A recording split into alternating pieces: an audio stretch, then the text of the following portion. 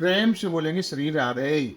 आज का हमारा वीडियो है, आज का हमारा प्रवचन है, वो विशुद्ध सनातनियों के लिए है जो एकादशी का व्रत रखना चाहते हैं। जो व्रत रख रहे हैं उनके लिए भी इसका महत्व है, जो व्रत नहीं रख रहे हैं उनके लिए भी। कि हमें एकादशी का क्यों व्रत रखना चाहिए, इसके 3 कारण हैं। सबसे पहला आध्यात्मिक कारण, दूसरा एस्ट्रोलॉजिकल कारण यानी ज्योतिषी कारण, भौगोलिक कारण, और तीसरा कारण है वैज्ञानिक कारण। ये तीनों से हम समझाने का प्रयास करेंगे कि एकादशी का व्रत क्यों महत्वपूर्ण है। देखो, जब आस्था में तर्क मिल जाता है और आस्था में विशुद्ध विज्ञान मिल जाता है तो हमारी आस्था कई गुना बढ़ जाती है। तो सबसे पहले हम आपको वैज्ञानिक तरीके से समझाने का प्रयास करेंगे। देखो, ये हमारी शरीर भी एक मशीन है और ये मशीन हमारी काम करती रहती है और काम करती रहती है। तो काम करते करते इसकी भी एक अवस्था होती है आराम करे। जब महीने में 2 आराम करती है, 2 दिन, तो फिर ये हमारा जीवन लंबा चलेगा, व्यवस्थित चलेगा और स्वस्थ चलेगा। और कोई भी मशीन चलते चलते गर्म हो गई है, उसको आराम की आवश्यकता है। तो हमारा शरीर भी एक मशीन है। तो 2 दिन हम व्रत रहते हैं तो हमारा शरीर शुद्ध रूप से चलेगा।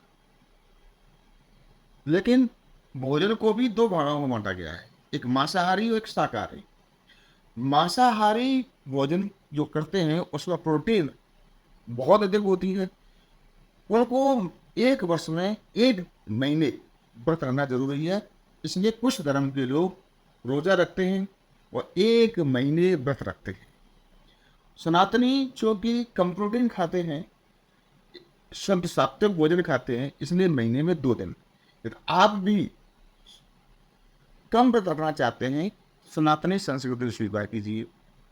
उपवास का मतलब होता है उप यानी समीप, वास यानी स्थान करना, भगवान के पास आकर के निवास करना। उपवास हमारी 5 कर्मेंद्री और 5 ज्ञानेंद्री, एक मन जो सबसे ज्यादा खतरनाक है, इनको मिलकर के 11 इंद्रियां होती हैं। इन 11 इंद्रियों को भगवान के समीप ले जाना ही उपवास है। सबसे बड़ी चीज यह है कि हम जब व्रत रहते हैं, सात्विक भोजन करते हैं।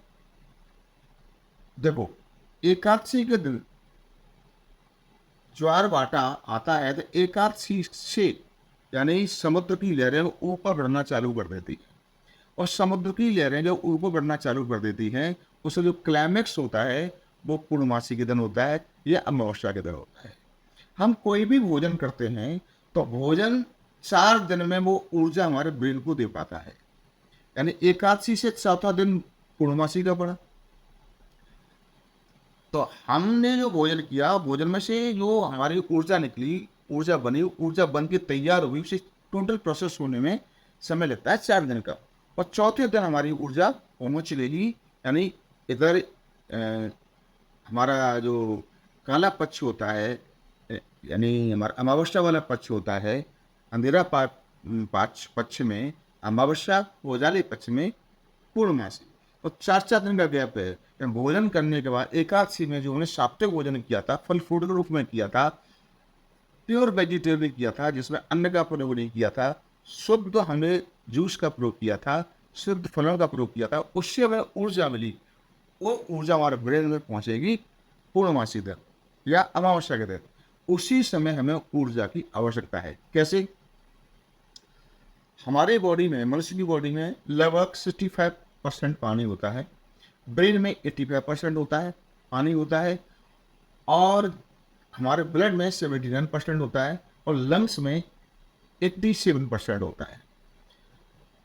जब हमारे ग्रह यानी हमारे अनेक ग्रह, सूर्य, चंद्रमा पृथ्वी से समुद्र को खींच लेते हैं, क्योंकि पृथ्वी पर जो पानी है 71% है। हमारी बॉडी में अधिक पानी है तो बॉडी को भी खींचेंगे ग्रह। तो उन ग्रहों से हम टक्कर लग सकें, इसलिए हमें ऊर्जा की अधिक आवश्यकता होती है। और जो हम अन्न खाते हैं वो अन्न पानी को एब्जॉर्ब कर लेते हैं, रिटेन कर लेते हैं, इसलिए हमारी ऊर्जा कम हो जाती है और फलों के माध्यम से ऊर्जा बढ़ जाती है ताकि हमारा शरीर विपरीत परिस्थितियों में मुकाबला कर सके उन ग्रहों का। देखो, आप अधिक शक्तिशाली देंगे, मान लीजिए आप शक्तिशाली हैं लेकिन किसी भी सूरत में शक्तिशाली नहीं हैं समुद्र से अधिक। समुद्र में भी लगभग उतना ही पानी है, आपकी बॉडी में इतना पानी है। समुद्र को जब ग्रह खींच सकते हैं तो आपका शरीर तो बहुत छोटा है, इसलिए हम एकादशी के दिन ही व्रत रहते हैं। इसी बात पर नोबेल अवार्ड भी मिला है 1916 में। योशिनोरी ओसमी को ऑटोग्राफी प्रक्रिया के लिए नोबेल अवार्ड मिला। यानी ऑटोग्राफी क्या है?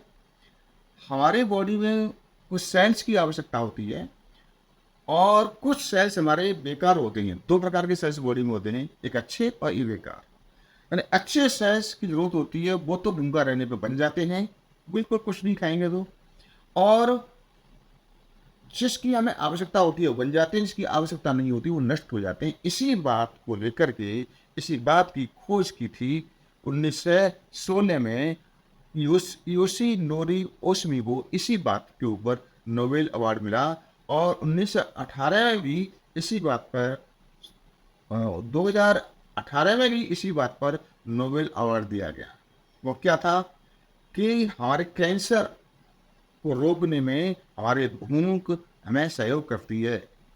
यानी थॉमस वंजो और जेम्स पी एलिसन नाम के व्यक्ति को इसी बात पर अवार्ड दिया गया। यानी हमारी मशीन 2 दिन आराम करती है तो हमें आवश्यकता रहेगी, यानी हमारा शरीर में प्रतिरोधक क्षमता अधिक डेवलप हो जाएगी और हमें हमारे शरीर में कैंसर विकसित नहीं होगा।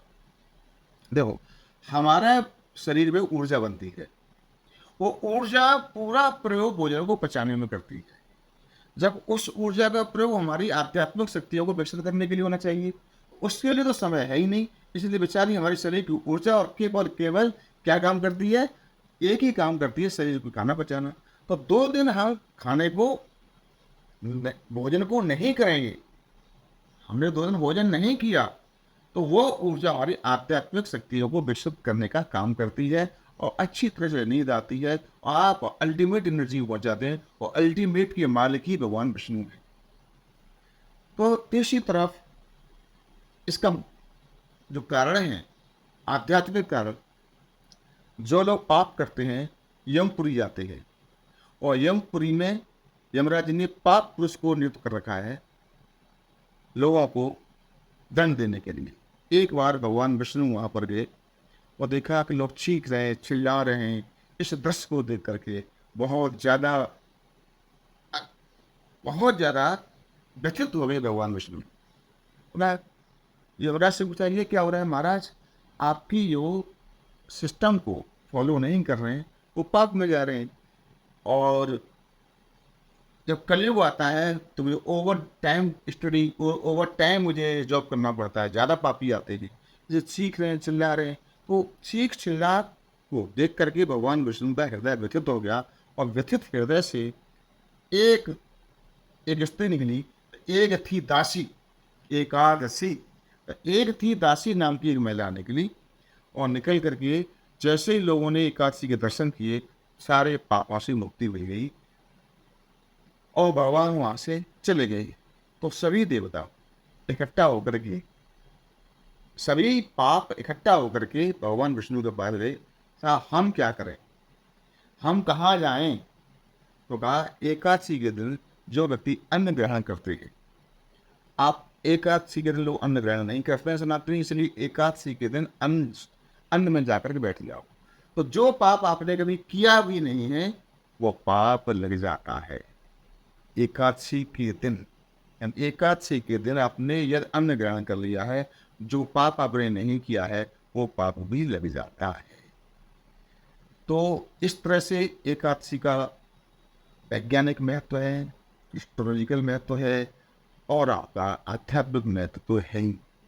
यही कारण है कि आप सभी लोगों को मेरा विनम्र अनुरोध है, शरीर रूपी मशीनरी को स्वस्थ रखने के लिए, दीर्घकालीन स्वस्थ रखने के लिए आपको एकादशी का व्रत रखना चाहिए। जय एकादशी माँ, जय भगवान विष्णु, ओम नमः भगवते वासुदेवाय नमः। और आपको बहुत अच्छी पूजा अर्चना भगवान विष्णु की करनी चाहिए। श्री राधे।